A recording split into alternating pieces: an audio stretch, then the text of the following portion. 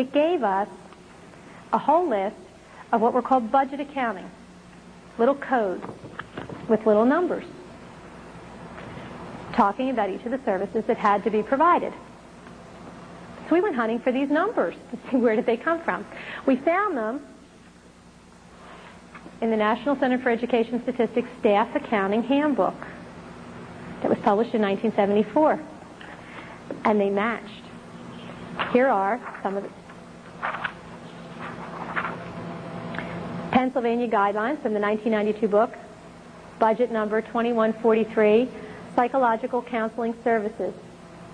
Federal government book, 1974, number 2143, Psychological Counseling Services. Language is identical.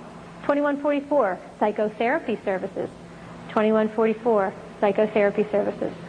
The only difference is that the 1992 edition has more numbers in it than the 1974 edition because they've updated the data banks. So are they using the 1970 National Center numbers? Yeah, they are. They are. Are they tracking our children? Yes, they are.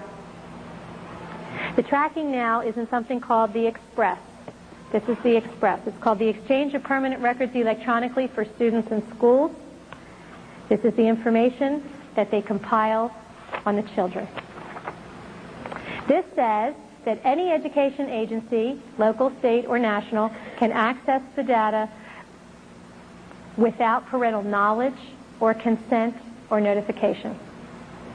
The data includes family unit number, all the people in your house, has your child ever been involved with a social service agency, all medical records, includes all performance, includes if they've ever had a behavioral problem, a discipline problem, and gives the receiving agency the name of a contact person and a phone number so they can call back to get more information that is not included in the data bank without parental knowledge or consent. It says that if it goes to a non-school agency, there has to be knowledge and consent. However, if it's going to an employer and the employer says, if you don't sign this, you don't get the job, how many people are going to withhold consent? This is the 1992 Express. Why? Well, if we go back to the New West Learning Center, we go back to the learning styles and the biographical data, and then think about the goals. Ethical judgment, adaptability to change, self-esteem, family living, understanding others, proper environmental attitudes, citizenship, which, remember, the EQA, not factual knowledge, proper role for citizenship. The computer needs to be able to access where your child came from so they know what your child thinks, what your child believes, and how your child learns. That's your learning style. What's the best way to change the behavior? What's the best way to attack the attitude? And serves it back up to the child. Do you see parents on this graph? I don't either.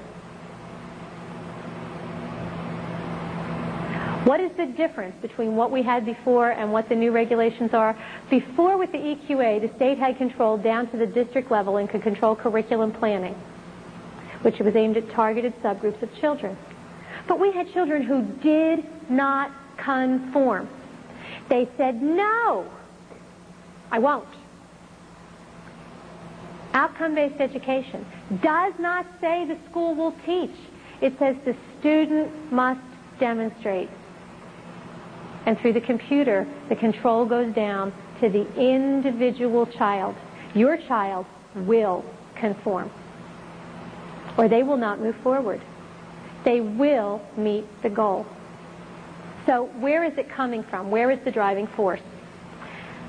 As we started tracing back, what we found was a report called the SCANS, Secretary's Commission on Achieving Necessary Skills. This is the 1992 edition. This was not written by the Secretary of Education. This was written by the Secretary of Labor. And this, I first saw this report in something I got from the University of Pittsburgh when they were implementing and teaching the implementation of the Pennsylvania regulations. And so we went back to the federal government and got the original. What we found is that it's not being driven by education. It's being driven by the big, big, big industries. That's who's driving the changes. When we read the scans talked all about what we need to have the proper worker of tomorrow.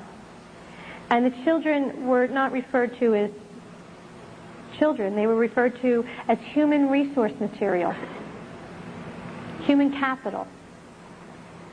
Just like, your building and your coal or whatever, your wood, whatever you're making, your capital.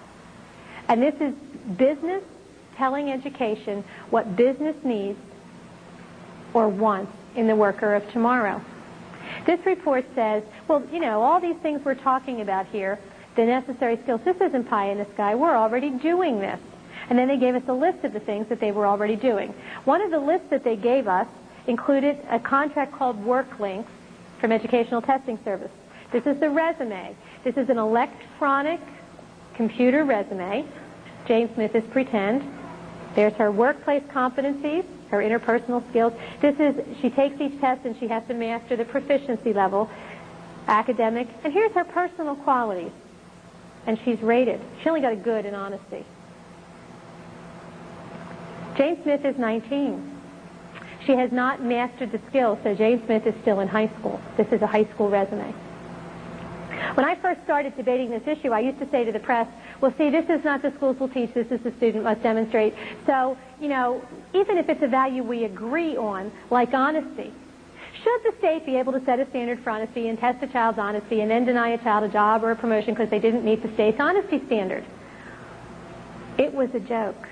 And 2 weeks ago, we found there really is an honesty scale. We called the Department of Labor. They said, we're not doing this. They are. It's being piloted in the state of Indiana. They are doing this. We got it from the University of Pittsburgh. Again, it's an electronic resume. And what it says in the scans is that it will go directly from the school district to the employer.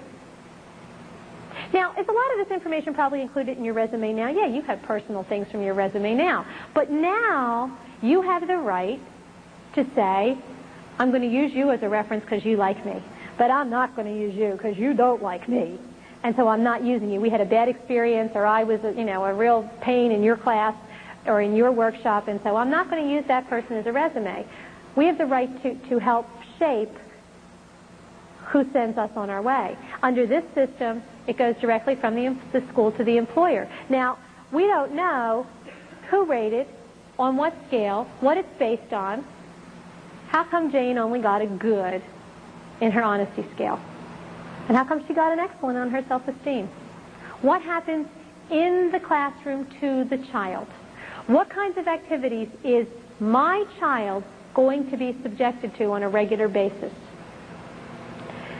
You hear a lot of talk about values clarification, and there's a lot of controversy about it, but people don't always understand what's wrong with it. Those promoting it say, well, we're just trying to help our children to understand their values. I want you to think of your mind as a computer.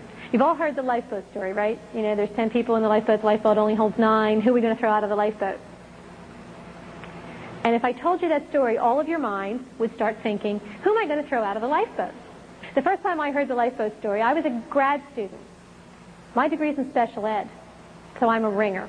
And I said to the prof, well, we're not throwing anybody out of the lifeboat. We'll throw a rope out of the back of the lifeboat, and somebody swims in a 1 hour shift. There's only ever 9 people in the boat, and everybody only swims 3 hours a day for an hour at a time.